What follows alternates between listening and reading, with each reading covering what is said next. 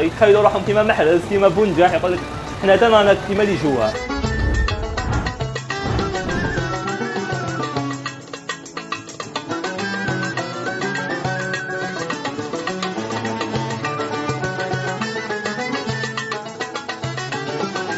Bonjour, je m'appelle Linda, j'ai 45 ans, d'origine algérienne, mais résidente française. Le fait de voir Alger d'en haut, enfin plus en hauteur qu'à pied ou en voiture, je cerne mieux l'histoire d'Alger. Je vois plus les détails des constructions, on est plus imprégné dans l'histoire. حافلة ذات طابقين كان أول مرة ظهرت عندما فاز المنتخب الوطني بكأس إفريقيا، كان خصيصا لاحتفالات المنتخب الوطني. رفقاء محرز احتفلوا بكأس إفريقيا في العاصمة بالحافلة تاع إيتويزا، حافلة ذو طابقين.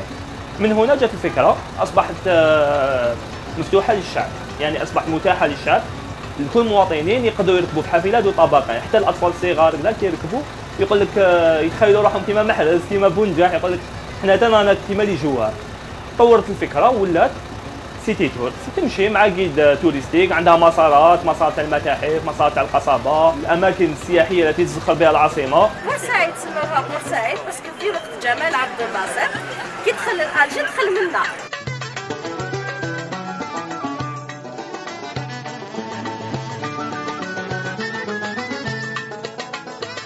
بلد الكثير اللي زرنا هو بلد تونس الشقيقة. كل سمانة يجينا جروب من تونس، زارونا من ليتوانيا، زارونا ثاني من اليونان، جاونا من الهند. السياح الأجانب كي يجوا لهنا للجزائر يشوفوا البيس هذه سي ماليفيك، يعجبهم الحال، يحبوا يطلعوا. كل مسار والسعر ديالو. المسار الأول البنايات المعمارية التي تزخر بها العاصمة، السعر 450 دينار 45,000. المسار الثاني هو زيارة المتاحف، مثال متحف الباردو، متحف الآثار القديمة، هذا التيكي ديالو سي 600 دينار 60,000. المسار الثالث هو مسار القصبة، دور بالحافلة السياحية في العاصمة ومن بعد تكاري في ساحة شهداء، تطلع مع الجي توريستيك للقصبة، تزور القصبة ملي تبدا حتى وين تخلص، هذا 1000 دينار 100 عام.